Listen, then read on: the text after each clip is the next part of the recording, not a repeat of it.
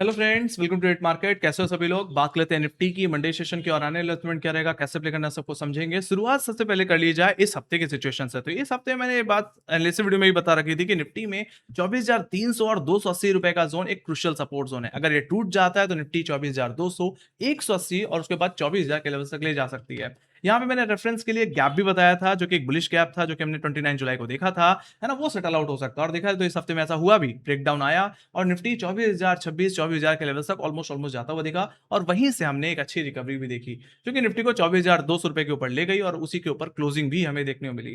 तो आखिर इस हफ्ते में हुआ क्या, उन सब चीजों को हम पहले समझ लेते हैं। तो शुरुआत अगर सबसे पहले करूं निगेटिव चीज सिचुएशन से, जिसने निफ्टी की इस गिरावट को ट्रिगर किया, उस वो थी कहने की यूएस ईरान का वॉर या बोलूं मैं डेवलपमेंट, जो कि कहीं ना कहीं से भी कोई पॉजिटिव मोड नहीं ले रहा जो मार्केट को सपोर्ट कर पाए, जिसके चलते क्रूड ऑयल के प्राइसेस बढ़ जाते हैं और कहीं ना कहीं हमें रुपये डिप्रिसिएशन देखने को मिलता है, रुपए में कमजोरी देखने को मिलती है और इस हफ्ते में ऐसा हुआ भी, जिसके चलते हमें इतनी बड़ी गिरावट देखने को मिली। साथ ही साथ है ना, जो बॉन्ड डील्स थी, उनमें कहने के उछाल के चलते भी कहने की हमने यहाँ पे प्रॉब्लम आते हुए देखी। साथ ही साथ आईटी की अंडर परफॉर्मेंस भी कहने के एक बहुत बड़ा असर डालता हुआ दिखा और साथ ही साथ एफआईज में है ना, अभी भी ऐसा नहीं लग रहा कि यार वो बहुत बड़ी बाइंग कर रहे हैं, अभी भी वो नेट सेलर ही हैं। आउटफ्लो ही देखने को मिलता है अधिकतर, है ना। अभी कहीं से भी कोई बहुत बड़ी बाइंग आती हुई दिख रही है, ऐसा नहीं लग रहा कि हाँ अब खरीदारी हो रही है तो मार्केट में कोई बड़ी तेजी देखने मिले, है ना। ऐसा नहीं हुआ, जिसके चलते कहने की मार्केट में ओवरऑल हमने स्टार्टिंग में प्रेशर ही आते हुए देखा। हालांकि उसके बाद हमने अच्छी खासी रिकवरी भी आती हुई दिखी। तो वही चीजें जो मार्केट को प्रेशर में डाल रही थी, वही चीजों में थोड़ा मतलब रिलीफ देखने को मिली।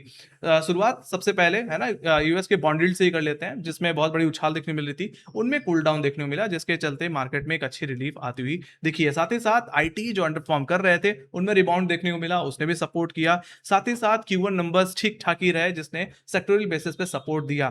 साथ ही साथ डीआईज में अच्छी खासी खरीदारी आई है, ये मैं देख पा रहा हूँ, है ना। एफआईज भले खरीदारी कर रहे हो या ना कर रहे हो, बट डीआईज है ना 4 डिजिट बाइंग, नेट बाइंग कर रहे हैं, जो कि कॉन्फिडेंस बना के रखने के लिए ऑलमोस्ट ठीक ठाक ही है। मैं ऐसा नहीं बोलूंगा कि हाँ डीआईज खरीद रहे हैं तो मार्केट में बड़ी तेजी आ जानी चाहिए, बट कहीं ना कहीं ये एक है ना हौसला जरूर दे रही है बाजार को। साथ ही साथ आरबीआई की जो ग्रोथ आउटलुक है ना, वो भी ऑप्टिमिस्टिक है, बेहतर है, जिसके चलते है ना मार्केट इस चीज को पॉजिटिवली लेता हुआ दिख रहा है।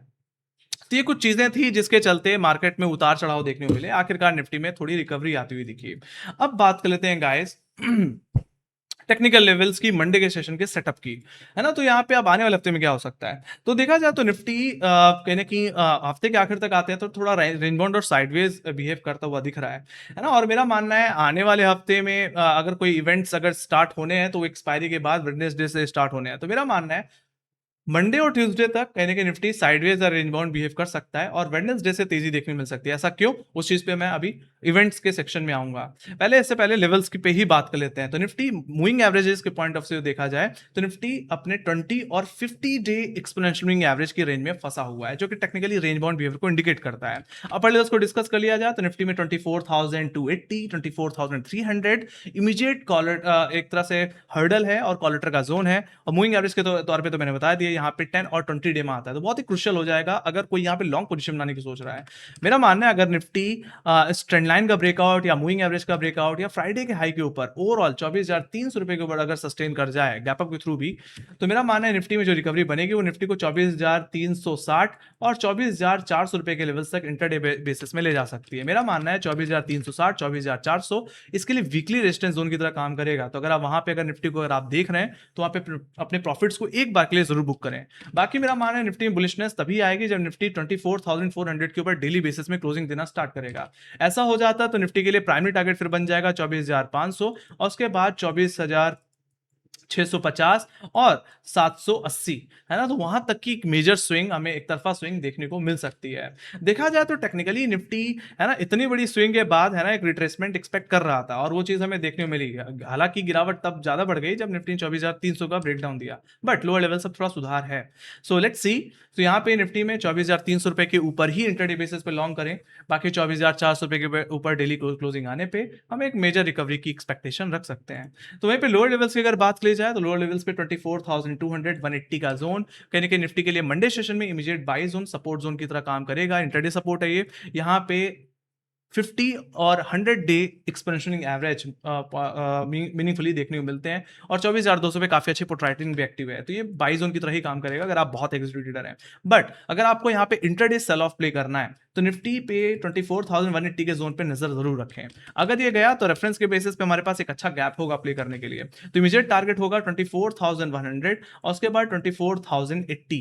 बाकी अगर गिरावट और बढ़ जाती है, 24,080 के नीचे निफ्टी सस्टेन कर जाता है, तो ज्यादा ये गिरावट निफ्टी को एक बार के लिए इस हफ्ते के लो तक भी लेके आ सकती है, जहां पे ओटीएम में सबसे ज्यादा पुट राइटर्स एक्टिव हैं, वो है 24,030 का जोन। मेरा मानना है वहां तक की निफ्टी में गिरावट देखने को मिलेगी।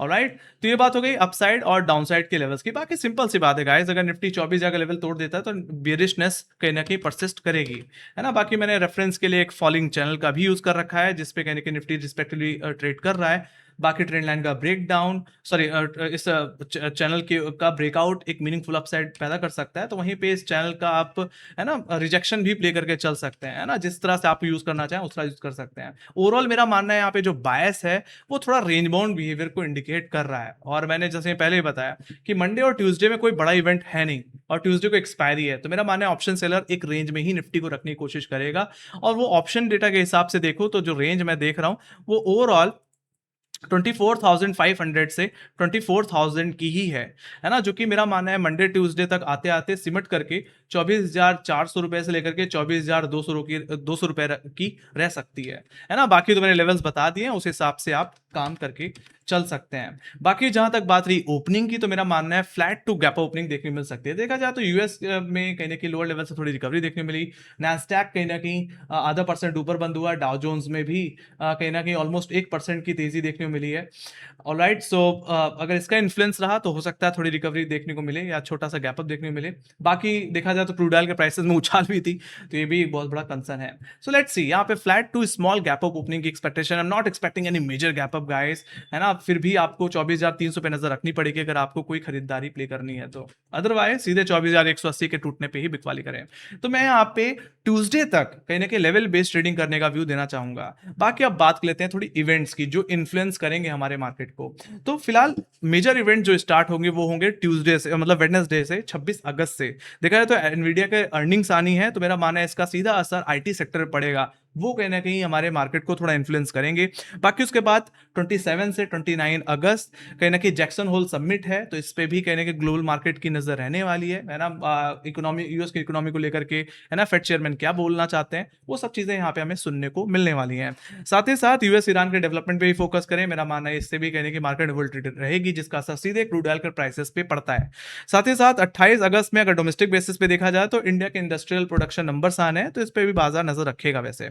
बाकी एफआईएस और डीआईएस के नंबर्स पे और यूएसडी और आईएनआर पे नजर जरूर रखें। देखा जाए तो इस पिछले हफ्ते में, मतलब इसी हफ्ते में सॉरी, है ना, रुपए में थोड़ी कमजोरी तो आई है, ये बड़ा कंसर्न है गाइस, है ना। रुपये डिप्रिशिएट करेगा तो ये हमारे इकोनॉमी के लिए, हमारे मार्केट के लिए निगेटिव सिचुएशन ही है।